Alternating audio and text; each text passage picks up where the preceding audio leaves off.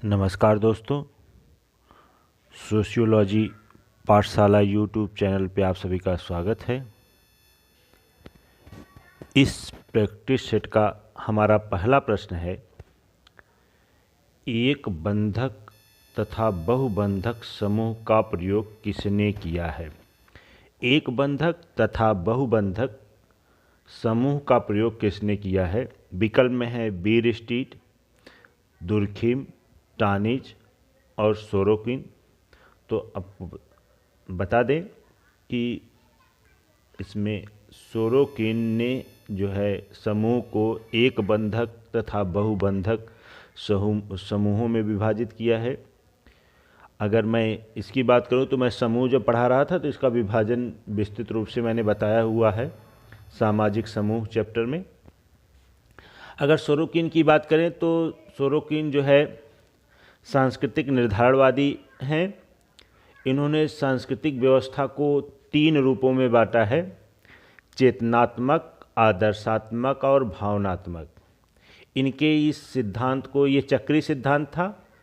कहते हैं कि चेतनात्मक संस्कृति, कोई संस्कृति जो होती है वो चेतनात्मक अवस्था से भावात्मक अवस्था तक जाती है, बीच में आदर्शात्मक अवस्था पहुंचती है, फिर भावात्मक से होते हुए आदर्शात्मक, फिर चेतनात्मक। इस प्रकार से घड़ी के पेंडुलम की तरह जो है अप डाउन करती है। इसलिए इसे पेंडुलम का सिद्धांत भी कहा जाता है, इनके इस सांस्कृतिक व्यवस्था के सिद्धांत को।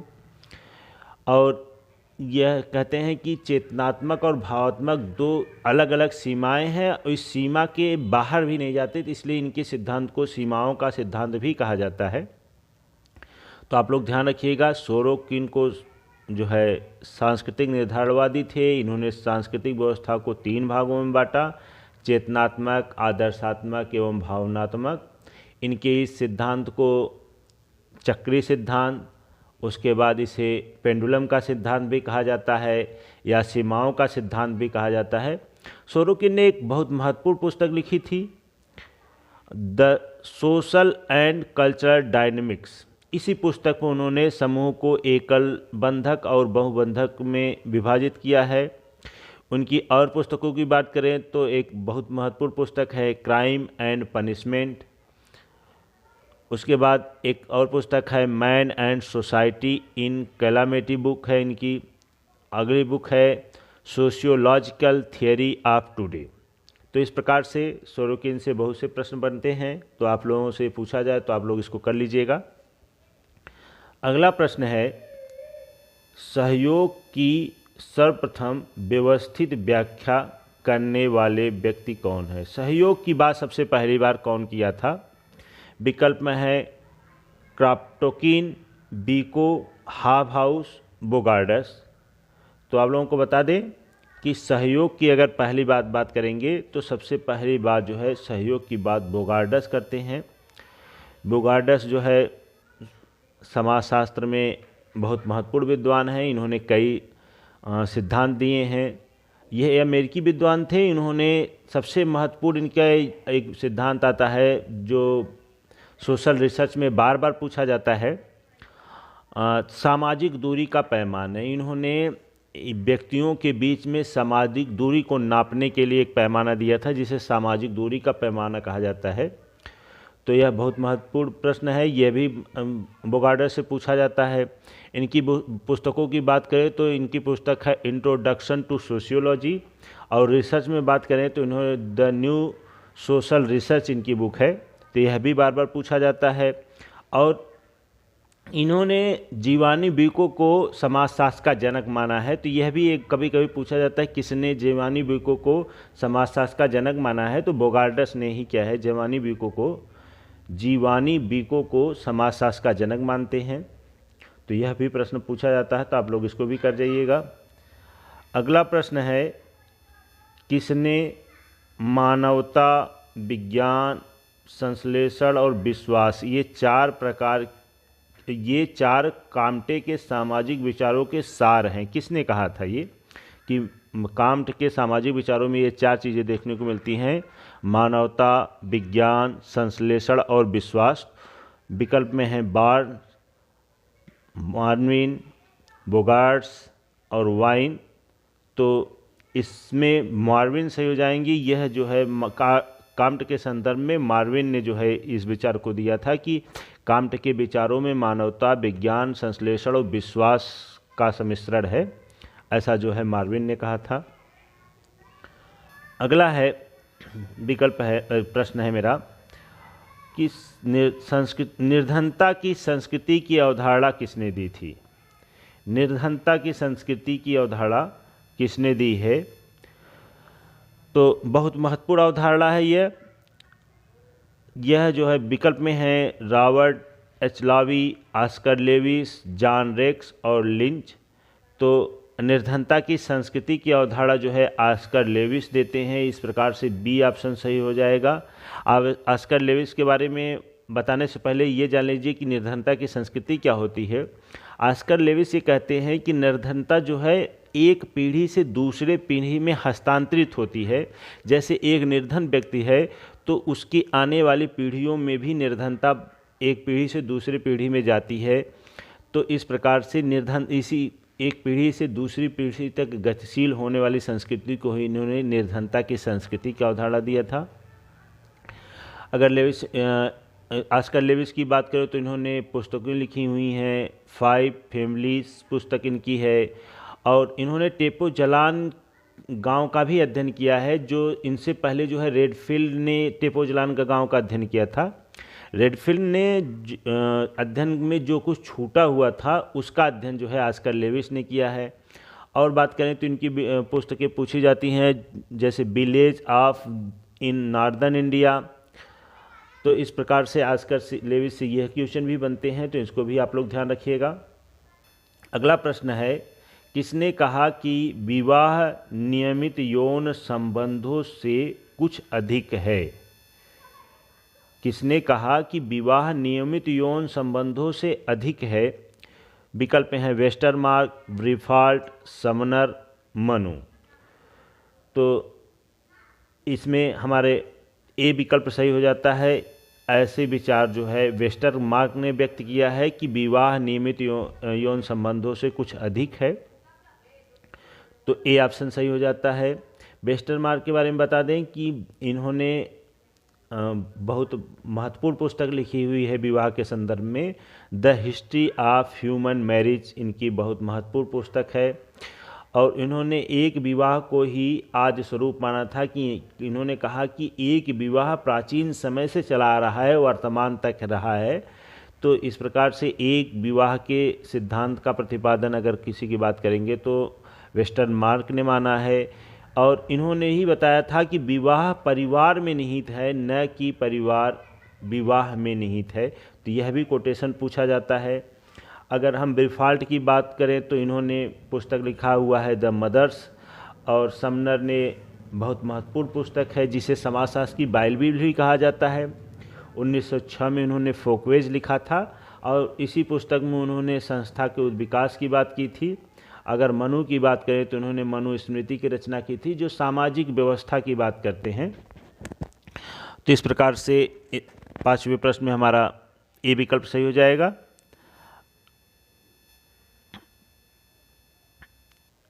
अगला प्रश्न है, संस्कृति के 3 घटकों विचार, प्रतिमान और वस्तुएं का उल्लेख किसने किया है? संस्कृति के 3 घटक विचार, प्रतिमान और वस्तुओं का उल्लेख किसने किया है? विकल्प में है वीरस्टीड, सोरोकिन, हर्शकोविट और लिंटन। तो इसमें सी ऑप्शन सही हो जाएगा। इन तीनों शब्द का संस्कृति में अगर प्रयोग किया था उन्होंने हर्शकोविट ने किया था। तो इस प्रकार से सी ऑप्शन सही हो जाएगा। हर्शकोविट के बारे में बात करें तो इन्होंने मैन हिज वर्क पुस्तक लिखा हुआ है और इस पुस्तक में उन्होंने बताया कि संस्कृति जो होती है, संस्कृति की परिभाषा इसमें देते हैं और बताते हैं कि पर्यावरण में जो कुछ मानव द्वारा निर्मित है वह क्या है? संस्कृति है। तो इनकी परिभाषा को एक लाइन में अगर परिभाषित करें तो संस्कृति पर्यावरण का मानव निर्मित भाग है, यानी पर्यावरण में मानव ने जो कुछ भी बनाया हुआ है वह क्या है? संस्कृति है। चाहे वो भौतिक चीज़ें हों, अभौतिक चीज़ें हों, सब इसमें समाहित हो जाती हैं। और अगर संस्कृति के संदर्भ में और भी परिभाषा की बात करें तो मानव ने अपनी आवश्यकता के लिए जिस चीज़ का निर्माण किया है वह संस्कृति है, ऐसा जो है मेलिनोव्स्की ने कहा था। तो संस्कृति के संदर्भ में यह भी क्वेश्चन बनते हैं। अगर सोरोकिन की बात करें तो अभी पहले क्वेश्चन में ही मैंने बताया कि सोरोकिन जो है संस्कृति को 3 प्रकार बताते हैं, चेतनात्मक, भावात्मक, आदर्शात्मक।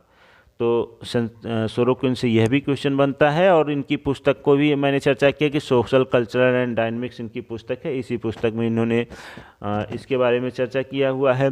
अगर लिंटन की बात करें तो इन्होंने परिस्थिति और भूमिका की चर्चा किया हुआ है और द स्टडी ऑफ मैन पुस्तक की रचना की है। तो इस प्रकार से छठे प्रश्न में हमारे सी ऑप्शन हर्शकोविच सही हो जाता है। अगला प्रश्न है, एंटीसिपेटरी सोशलाइजेशन की अवधारणा किसका योगदान है? अवधारणा को किसने प्रतिपादित किया था? फिर से पढ़ते हैं प्रश्न, एंटीसिपेटरी सोशलाइजेशन, अग्रिम सामाजिकरण। अगर हिंदी में बात करेंगे तो अग्रिम सामाजिकरण की बात किसने किया था? विकल्प में है मेलिनोव्स्की, पार्सन्स एवं बिल्स, आगबन एवं निमकॉफ, मर्टन एवं कीट। तो इसमें हमारा डी ऑप्शन सही हो जाएगा। अग्रिम सामाजिकरण की बात जो है संदर्भ समूह के संदर्भ में मर्टन और कीट ने कहा था। तो आप लोगों को यह भी बताते चलें कि इनसे क्वेश्चन बनता है। अगर हम संदर्भ समूह की बात करें तो सबसे पहले इसका जो है एच हाइमन ने जो है मनोविज्ञान में संदर्भ समूह की चर्चा किया हुआ है। किंतु समाजशास्त्र में अगर पूछेगा कि संदर्भ समूह की सबसे पहली व्याख्या किसने किया तो मर्टन और कीट ने किया है। तो यह भी ध्यान रखिएगा। इन्होंने बताया कि संदर्भ समूह में की वजह से जो होता है एंटीसिपेटरी सोशलाइजेशन होता है कि इससे अग्रिम सामाजिकरण होता है। व्यक्ति को सामने ऐसी कुछ परिस्थितियां होती हैं जिसकी वजह से व्यक्ति उन परिस्थितियों को धारण करने के लिए कुछ चीज़ों को सीखता है, ट्रेनिंग लेता है। तो इसे इन्होंने क्या कहा है? Anticipatory socialization.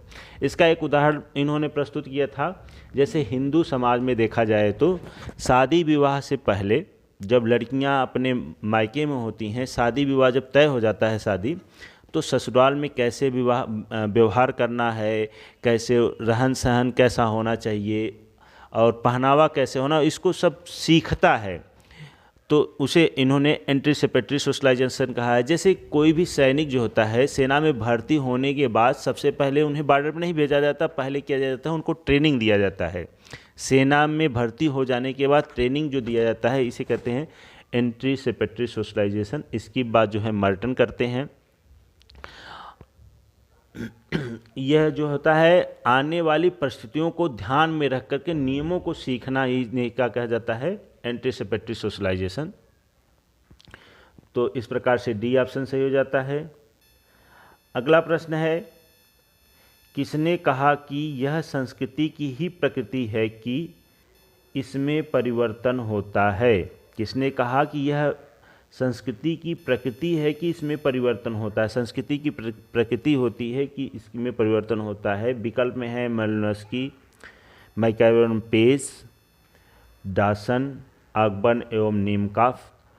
तो इसमें हमारे डी ऑप्शन सही हो जाएगा। आगबन और निमकॉफ ने इस प्रकार की परिभाषा दिया हुआ है, कोटेशन कहा है कि संस्कृति की प्रकृति है कि इसमें परिवर्तन होता रहता है। और संस्कृति में इनसे और भी प्रश्न बनते हैं कि इन्होंने सांस्कृतिक विलंबना की अवधारणा दिया हुआ है आगबन और निमकॉफ ने। और इन्होंने बताया कि संस्कृति के 2 स्वरूप होते हैं, भौतिक संस्कृति और अभौतिक संस्कृति। भौतिक संस्कृतियों में तेजी से परिवर्तन आता है और अभौतिक संस्कृति जो होती है परिवर्तन बहुत धीमी गति से आता है। इस प्रकार से अभौतिक संस्कृति पीछे रह जाती है और भौतिक संस्कृति जो है आगे निकल जाती है। इसी को सांस्कृतिक पिछड़ापन या सांस्कृतिक विलंबना के नाम से इन्होंने संबोधित किया था। अगर मेलिनोव्स्की की बात करें तो इन्होंने कहा कि संस्कृति मानव आवश्यकताओं की पूर्ति का माध्यम है, यानी मानव आवश्यकताओं की पूर्ति के लिए संस्कृति का निर्माण हुआ है। मैकएवन पेज की बात करें तो मैकएवन पेज ने सोसाइटी पुस्तक में जो है लिखा है कि जहाँ कहीं भी जीवन है वहीं समाज है, यानी जीवन जीवित चाहे वो पशु वो पक्षी कुछ भी हो, अगर वहाँ पे जीवन पाया जाता है तो वहाँ क्या है, समाज पाया जाता है। तो इस प्रकार से 8वें प्रश्न में हमारे डी ऑप्शन सही हो जाता है। अगला प्रश्न है, किसने कहा कि धर्म के अवलंबन के बिना नैतिक नियम नहीं रह सकते? धर्म के अवलंबन के बिना नैतिक नियम नहीं रह सकते हैं, ये किसने कहा है? विकल्प में है Oscar Lewis, Herbert Spencer, Tonnies, Younger. तो इस प्रकार से हमारे इसमें ए ऑप्शन सही हो जाता है। ऑस्कर लेविस ने इस प्रकार से कहा था कि धर्म के अवलंब के बिना नैतिक नियम नहीं रह सकते हैं। और अभी इन ऊपर ही चर्चा हुई कि इन्होंने टेपोजलान गांव का अध्ययन किया है, गरीबी की संस्कृति की अवधारणा दिया हुआ है कि गरीबी एक पीढ़ी से दूसरी पीढ़ी तक हस्तांतरित होती रहती है। तो इसमें ए ऑप्शन सही हो जाएगा। अगला प्रश्न है, निम्नलिखित में से किस समाजशास्त्री ने ऑस्ट्रेलिया की अरुंटा जनजाति का अध्ययन किया है? बहुत महत्वपूर्ण प्रश्न है। ऑस्ट्रेलिया की अरुंटा जनजाति का अध्ययन किसने किया है? विकल्प में है मैक्स वेबर, मेलिनोव्स्की, दुर्खिम, फ्रेजर। तो इस प्रश्न का विकल्प सी विकल्प सही हो जाएगा। दुर्खिम ने जो है अरुंटा की एक बहुत पिछड़ी हुई जनजाति है, ऑस्ट्रेलिया की एक पिछड़ी हुई जनजाति है अरुंटा, उसका अध्ययन किया था और उसके आधार पे टोटमवाद के आधार पे उन्होंने धर्म की उत्पत्ति का सिद्धांत दिया हुआ है। धर्म की उत्पत्ति का सामाजिक कारक का उन्होंने बताया कि सामाजिक कारकों से धर्म की उत्पत्ति हुई थी और इसने दुर्खिम ने जो है ऑस्ट्रेलिया की अरुंटा जनजाति का अध्ययन किया था। दुर्खिम में के संदर्भ में और भी प्रश्न पूछे जाते हैं, उसके बारे में चर्चा करें तो इन्होंने the rules of sociological method लिखा हुआ है। इनकी पुस्तक है बहुत महत्वपूर्ण, इसमें 4 प्रकार की आत्महत्या की चर्चा करते हैं। इस आत्महत्या के संदर्भ में एक चीज़ और है कि इन्होंने तुलनात्मक अध्ययन किया था। यह भी बहुत कमी जगह मिलता है पुस्तकों में, तो इसको ध्यान रखिएगा कि यह आत्महत्या का अध्ययन जो उन्होंने तुलनात्मक किया था कि गाँव में शहरों की तुलना में आत्महत्याएँ कम होती हैं और पुरुषों की तुलना में महिलाएं आत्महत्याएं कम करती हैं। तो इस प्रकार से इन्होंने आंकड़े विभिन्न जगहों से क्या है आंकड़े इकट्ठे करके जो है इसका विश्लेषण किया था, तुलनात्मक अध्ययन है, तो यह भी ध्यान रखिएगा। और इन्होंने आत्महत्या के लिए समाज को जिम्मेदार माना था कि आत्महत्या व्यक्तिगत कारक नहीं होता है, इसके लिए समाज जिम्मेदार होता है। और इन्होंने एक बहुत महत्वपूर्ण पुस्तक लिखा है the rules of sociological method. तो यह भी ध्यान रखिएगा, कभी कभी यहाँ पे 2 पुस्तकें आती हैं, the rules of sociological method जो दुर्खिम ने लिखा है, यदि इसी में लगा हो the new rules of sociological method तो यह गिडिन्स की पुस्तक है। ध्यान रखिएगा, दोनों पुस्तकों में कंफ्यूज न होइएगा, केवल न्यू लगा हो तो वह गिडिन्स की पुस्तक है और केवल the rules of sociological method लिख करके आए तो यह दुर्खिम की पुस्तक है। और इन्होंने प्रत्यक्षवाद का प्रयोग शुरुआत तो अगस्त काम्टे ने किया था, लेकिन यह पूर्णतः प्रत्यक्षवादी रहे। इन्होंने प्रत्यक्षवाद को पूरे लेखन में रखा, अपने जीवन पर्यंत तक प्रत्यक्षवाद का प्रयोग किया, इसलिए इन्हें वैज्ञानिक समाजशास्त्र के वैज्ञानिक जनक माना जाता है। तो इस प्रकार से सी ऑप्शन सही हो जाएगा। अगला प्रश्न है, उत्तर प्रदेश के किशनगढ़ी का अध्ययन निम्नलिखित में से किस समाज वैज्ञानिक ने किया है? किशनगढ़ी गांव का अध्ययन, उत्तर प्रदेश के किशनगढ़ी गांव का अध्ययन किसने किया था? विकल्प में है McKim Marriott, Robert Redfield, Majumdar, Brijraj Chauhan. तो बृजराज चौहान ने राजस्थान के राणावती गांव का अध्ययन किया हुआ है। और मजूमदार की बात करें तो ये मोहाना गांव का अध्ययन किए हुए हैं और हो जनजाति का अध्ययन किया हुआ है। रॉबर्ट रेडफील्ड ने टेपोजलान गांव का अध्ययन किया हुआ है। तो इसमें किशनगढ़ी का अध्ययन की बात करें तो मैकम मेरियट ने किया था। इस प्रकार से ए विकल्प हमारा सही हो जाता है। मैकम मेरियट, उसके बाद इन्होंने परंपरा को लघु परंपरा और बृहद परंपरा की बात जो है रेडफील्ड करते हैं, उसी के आधार पे इन्होंने अध्ययन करके लिखा कि परंपराओं का स्थानीयकरण और सार्वभौमिकीकरण की बात करते हैं। अब ध्यान रखिए यहाँ पे रेडफील्ड ने टेप्पोज़लान गांव का अध्ययन करके लघु और परंपरा और दीर्घ परंपरा की बात करते हैं, किंतु मैकमेरेट ने इसी लघु परंपरा और दीर्घ परंपरा के स्थान पर उन्होंने क्या कहा, स्थानीयकरण। कोई परंपरा बृहद रूप से होते होते कहाँ पहुँच जाए, एक स्थान विशेष तक सिमट जाती है, उसे स्थानीयकरण कहते हैं। कोई परंपरा एक स्थान से दूसरे स्थान तक फैलते फैलते सार्वभौमिक हो जाती है तो इसे उन्होंने सार्वभौमिकीकरण कहा।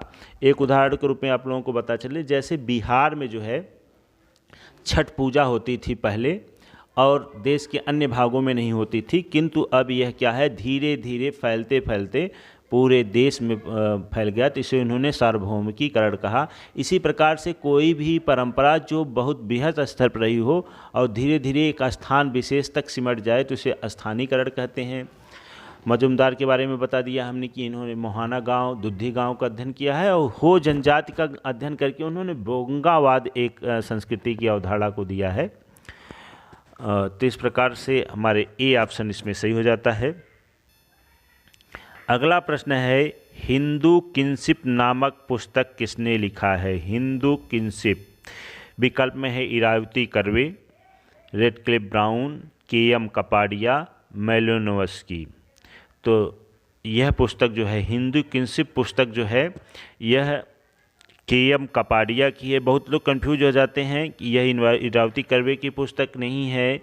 हिंदू किनशिप पुस्तक जो है के.एम. कपाडिया की है। के.एम. कपाडिया की पुस्तकों की बात करें तो इन्होंने marriage, family and kinship in India भी लिखा हुआ है।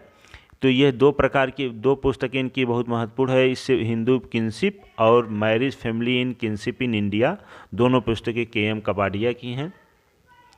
के.एम. कपाडिया के बारे में और चर्चा करें तो संयुक्त परिवार पीढ़ियों की गहराई वाला बताया है।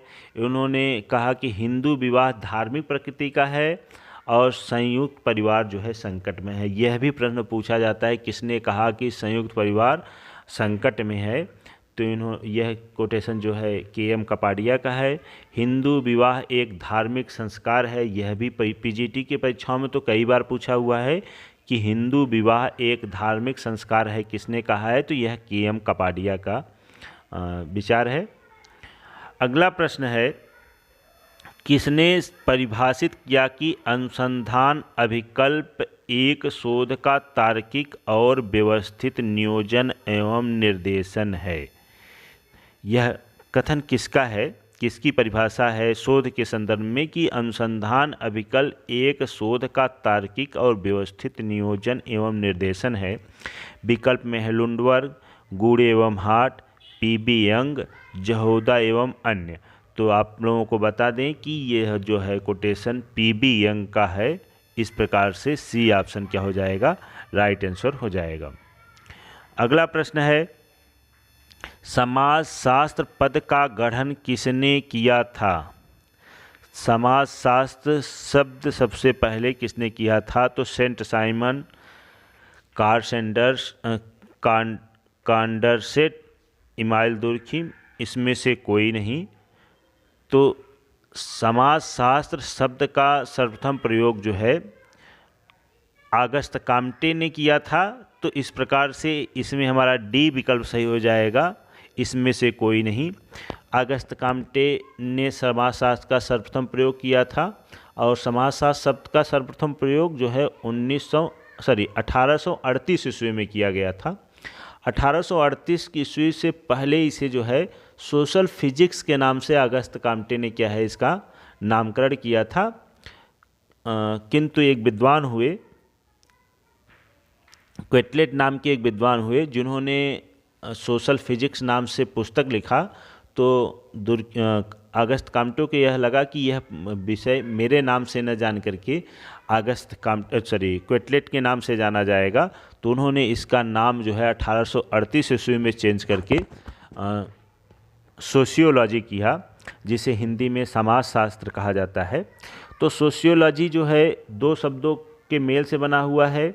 यह भी परीक्षाओं में पूछा जाता है, पीजीटी में कई बार पूछा हुआ है कि किन शब्दों से मिलकर बना है। तो ग्रीक भाषा का एक शब्द था लोगस और लैटिन भाषा का एक शब्द था सोशियस। तो फिर से देखिए, सोशियोलॉजी जो है दो शब्दों से मिलकर बना है, सोशियस जो लैटिन भाषा का शब्द है, लोगस जो ग्रीक भाषा का शब्द है, सोसस जो है समाज बना, और लोगस का अर्थ होता है विज्ञान, यानी समाज का विज्ञान, यानी समाज का अध्ययन करने वाला विज्ञान। तो अब ध्यान रखिएगा कि यह दो भाषाओं की अलग अलग भाषाओं से मिलकर बना है, तो इसीलिए जे.एस. मिल ने कहा कि यह दो भाषाओं की अवैध संतान है। यह जो है सोशियोलॉजी जो है दो भाषाओं की अवैध संतान है, क्योंकि यह दो अलग अलग भाषाओं के मेल से बना हुआ है। इसके जगह पर उन्होंने एथोलॉजी शब्द का सुझाव दिया था, किंतु विद्वानों ने इनकी बातों सुझाव को न मान करके अगस्त काम्टे द्वारा सुझाए गए सोशियोलॉजी यानी समाजशास्त्र का प्रयोग किया। तो इस प्रकार से इसमें जो है डी ऑप्शन क्या हो जाएगा, सही हो जाएगा। अगला प्रश्न है, निम्नलिखित में से कौन एक ऐसी छोटी और पूर्ण सामाजिक इकाई है? कौन सबसे छोटी पूर्ण सामाजिक इकाई है? किसे कहा जाएगा? समिति, समुदाय, परिवार, इसमें से कोई नहीं। यह विकल्प में है, तो इसमें सी ऑप्शन सही हो जाएगा। परिवार सबसे छोटी इकाई है जो पूर्ण इकाई के रूप में माना जाता है, और कूले ने इसीलिए इसे जो है प्राथमिक समूह के रूप में कहा था, और इसमें लगभग मानव की सभी समस्त आवश्यकताओं की पूर्ति परिवार में ही हो जाती है, तो इसलिए यह क्या है, पूर्ण सामाजिक इकाई कही जाती है। अगला प्रश्न है, निम्नलिखित में से कौन सा एक समुदाय के रूप में मानने योग्य है?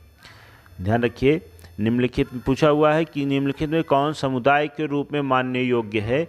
तो एक चीज़ जान लीजिए कि समुदाय के लिए क्या है, निश्चित भौगोलिक क्षेत्र का होना अनिवार्य है। समुदाय की सबसे प्रमुख विशेषता है निश्चित भौगोलिक क्षेत्र का होना अनिवार्य है।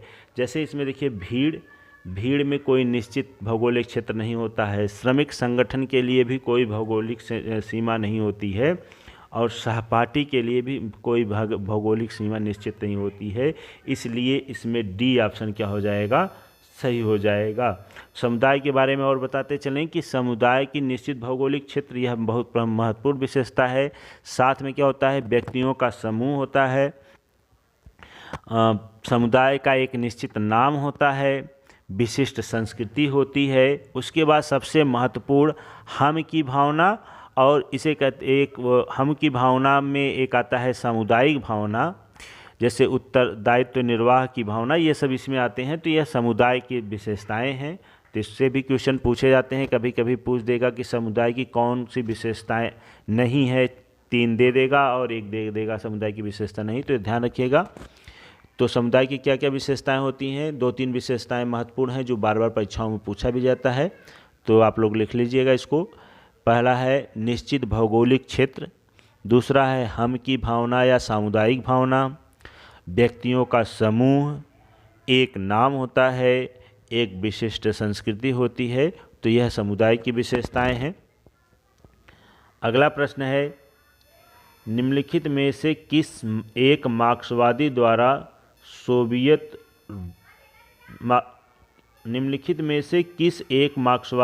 सोवियत मार्क्सवादी का निर्धारण किया गया था? नीचे कुछ मार्क्सवादी विद्वानों का नाम लिखा हुआ है और पूछा हुआ है किसने जो है सोवियत का मार्क्सवाद को निर्धारित किया था। Joseph Stalin, V.I. Lenin, Antonio Gramsci, इसमें से कोई नहीं। तो यह जो है सोवियत संघ का मार्क्सवादी का निर्धारण जो है V.I. लेनिन ने किया था। तो इस प्रकार से बी ऑप्शन क्या हो जाएगा, राइट हो जाएगा, सही हो जाएगा। तो बी ऑप्शन सही हो जाएगा इसमें। अगला प्रश्न है, निम्नलिखित सामाजिक विचारकों में से किस एक ने कहा कि जाति एक बंद वर्ग है? निम्नलिखित में से किसने कहा कि जाति एक बंद वर्ग है? Mead, कूले, Freud, Majumdar. तो मजूमदार जो हैं इन्होंने जाति के संदर्भ में कहा कि जाति एक बंद वर्ग है। बार बार परीक्षाओं में पूछा जाता है, पीजीटी में कई बार यह पूछा हुआ है। मजूमदार के संदर्भ में बता दें कि इन्होंने मोहाना गांव का अध्ययन किया हुआ है, दुद्धि गांव का अध्ययन किया हुआ है। एक महत्वपूर्ण अवधारणा इन्होंने प्रतिपादित किया है, मार्क की अवधारणा। कभी कभी परीक्षाओं में पूछा जाता है कि मार्क की अवधारणा किसने दिया है, तो मजूमदार ने दिया हुआ है। एक इनकी बहुत महत्वपूर्ण पुस्तक है ग्रामीण अध्ययन के संदर्भ में, रूरल प्रोफाइल इनकी पुस्तक है। तो यह भी प्रश्न पूछा जाता है। कभी कभी यह भी पूछा जाता है विसंस्कृतिकरण की अवधारणा किसने दिया हुआ है, तो यह भी अवधारणा जो है मजूमदार की है, तो इसको भी ध्यान रखिएगा आप लोग।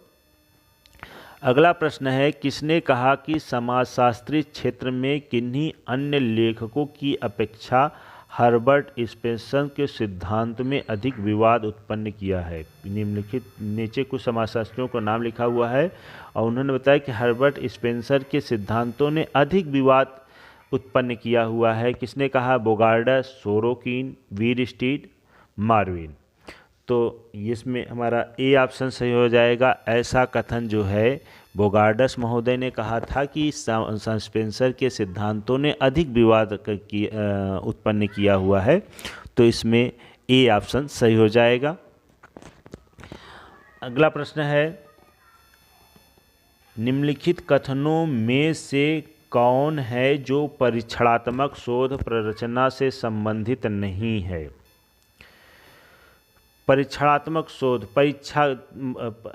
कौन सा शोध परीक्षणात्मक में नहीं आता प्ररचना में? तो इसमें लिखा हुआ है पश्चात परीक्षण, पूर्व पश्चात परीक्षण, कार्यान्तर तथ्य परीक्षण, इसमें से कोई नहीं। तो आप लोगों को बता दें कि परीक्षणात्मक शोध प्ररचना की ये तीनों ऊपर के जो लिखे हुए हैं तीनों आते हैं, तो इस प्रकार से डी ऑप्शन इसमें सही हो जाएगा। देखिए होता क्या है कि परीक्षणात्मक शोध प्ररचना के अंतर्गत किसी समूह का हम निर्धारण करके कभी कभी हम क्या करते हैं उसका पहले अध्ययन कर लेते हैं, उसमें कुछ परिवर्तन ला करके उसके बाद अध्ययन करते हैं, ऐसा होता है।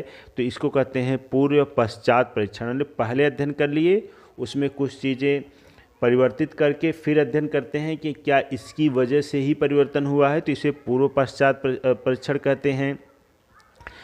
पश्चात परीक्षण किया जाता है कि पहले जो भी परीक्षण किए हुए हैं फिर उसका क्या करते हैं हम देखते हैं कि क्या इसमें क्या क्या परिवर्तन आए हैं। कार्यान्तर तथ्य परीक्षण, यह भी परीक्षणात्मक शोध प्ररचना का रूप है, तो इस प्रकार से डी ऑप्शन इसमें सही हो जाएगा।